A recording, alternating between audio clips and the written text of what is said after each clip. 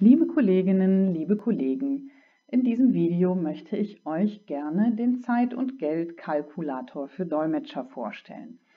Diesen Kalkulator, der eigentlich nur eine einfache Excel-Datei ist mit ein paar Formeln, den gibt es schon relativ lange. Der Kalkulator begleitet die AIC-Rentabilitätsarbeitsgruppe der Region Deutschland seit mindestens 2013, ich glaube eigentlich sogar noch deutlich länger, um einfach Berechnungen zu überprüfen, zu systematisieren. Jedenfalls hat der Kalkulator schon sehr gute Dienste getan und diese sollen jetzt auch der Allgemeinheit zur Verfügung gestellt werden.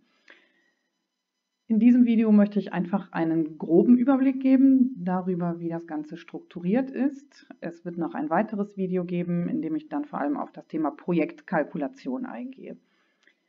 Wir sehen hier unten im Bild, dass die Datei verschiedene Tabellenblätter umfasst.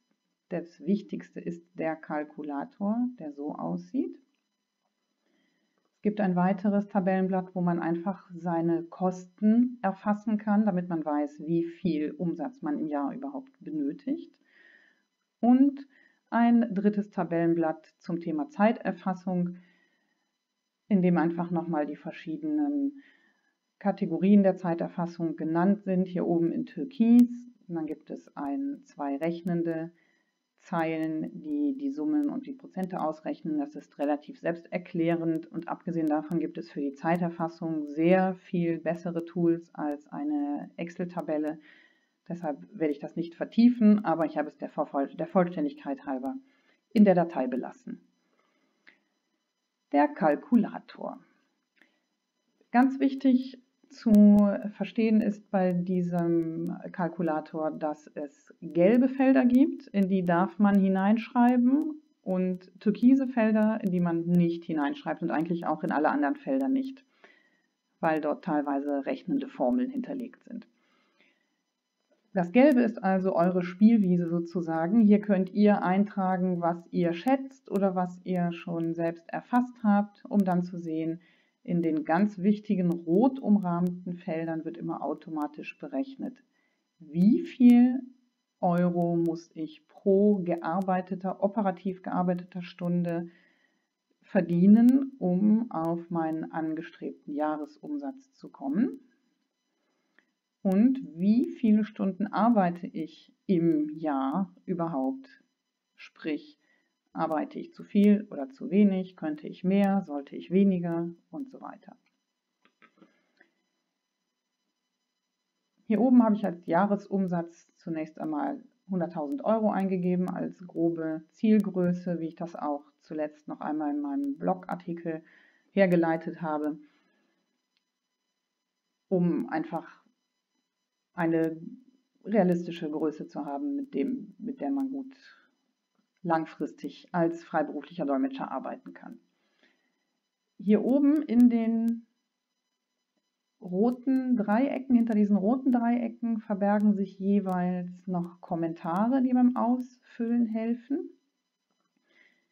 Hier zum Beispiel steht nochmal erklärt, das muss der eigene Honorarumsatz sein, keine Mehrwertsteuer und auch keine Fremdhonorare und Reisekosten und so weiter. Das muss alles rausgerechnet sein.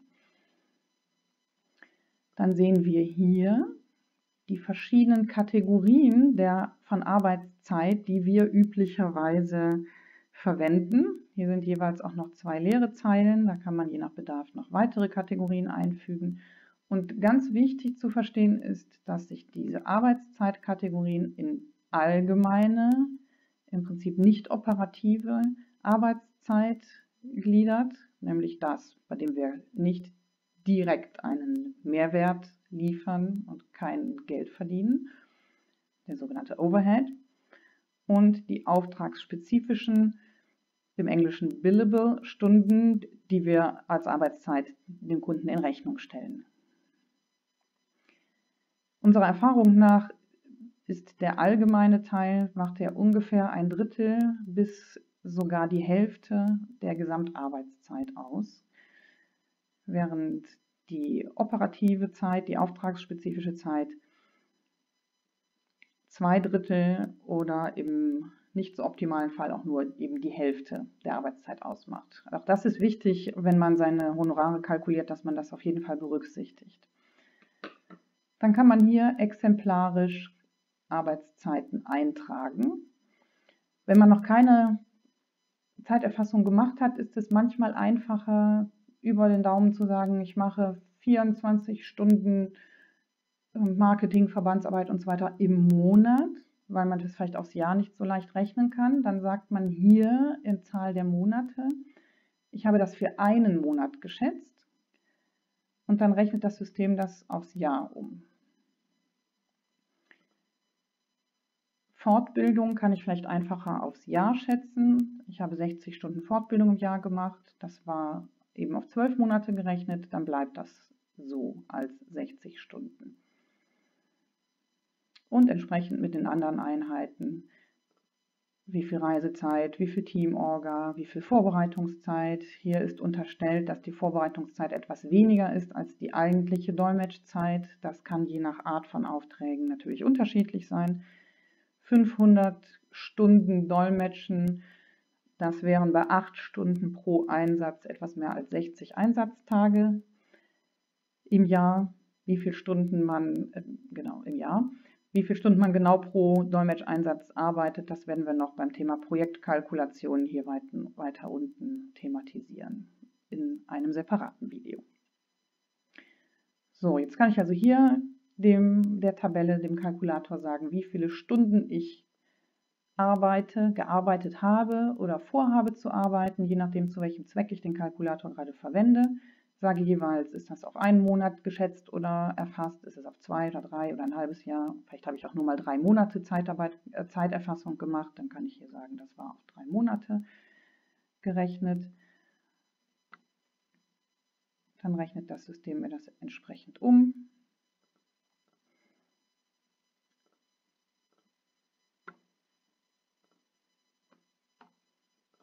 Das ist also eigentlich auch ein sehr schönes Spielzeug. Und dann bekomme ich hier in dieser Spalte die Stunden in absoluten Zahlen pro Jahr für den großen Komplex allgemeine Arbeitszeit und operative Arbeitszeit. 720 Stunden Werbung ist jetzt natürlich ein bisschen hochgegriffen, das korrigieren wir mal nochmal. Und dann hier in Prozent noch einmal ausgedrückt. 29% nach diesen Einträgen hier der Arbeitszeit entfallen auf den Overhead und 71% auf das operative Arbeiten. Und da der Overhead nicht berechnet wird, berechnet das System dann hier am Ende, wie viel ich bei den Stunden, die ich in Rechnung stellen kann, pro Stunde in Rechnung stellen muss, um auf meinen angestrebten Jahreshonorarumsatz zu kommen. Das sind in dem Fall 88 €. Hier unten in Grau sieht man dann noch einmal, wie viel auf alle Arbeitsstunden gerechnet man umsetzen muss, einfach zur Information. Das gibt mir also eine Orientierung, was ich verdienen muss, wenn ich operativ arbeiten gehe. Hier sehen wir dann 1597 Stunden im Jahr gearbeitet. Das bedeutet im Monat 133 Stunden, in der Woche 31 Stunden, also keine 40-Stunden-Woche in dem Fall. Das würde bedeuten, jeden Kalendertag arbeite ich nach diesen Zahlen 4 Stunden oder pro Arbeitstag 7 Stunden. Das ist eigentlich nochmal eine gute Orientierungsgröße. Hier ist unterstellt, ich bin 7 Tage krank, habe 30 Tage Urlaub, es sind 10 Feiertage und 104 Wochenendtage im Jahr. Dann wäre das bei den Zahlen hier ein 7-Stunden-Tag im Schnitt übers Jahr. Das finden wir vielleicht ein bisschen wenig, vielleicht finden wir aber auch, dass wir unsere Werbeaktivitäten unterschätzt haben. Dann setze ich die nochmal hoch und schon bin ich hier bei 8 Stunden. Oder ich sage, eigentlich mache ich gar keine Werbung, zum Beispiel. Oder ich mache keine Fortbildungen. Dann setze ich das hier oben mal auf 0. Schon schrumpft natürlich mein Overhead. Und dann kann ich entsprechend vielleicht ein bisschen mehr arbeiten. Sagen wir, ich schaffe doch 550 Dolmetschstunden. bin dann auf sehr guten 72% operativer Zeit im Jahr und erreiche einen gut zu verantwortenden 8 Stunden Arbeitstag im Schnitt. Um das Ganze zu veranschaulichen, rechnet sich das Ganze auch noch in ein Diagramm um. Hier können wir gleich sehen, die Einsatzzeit im Dolmetschen ist nach diesem Modell tatsächlich das Gros.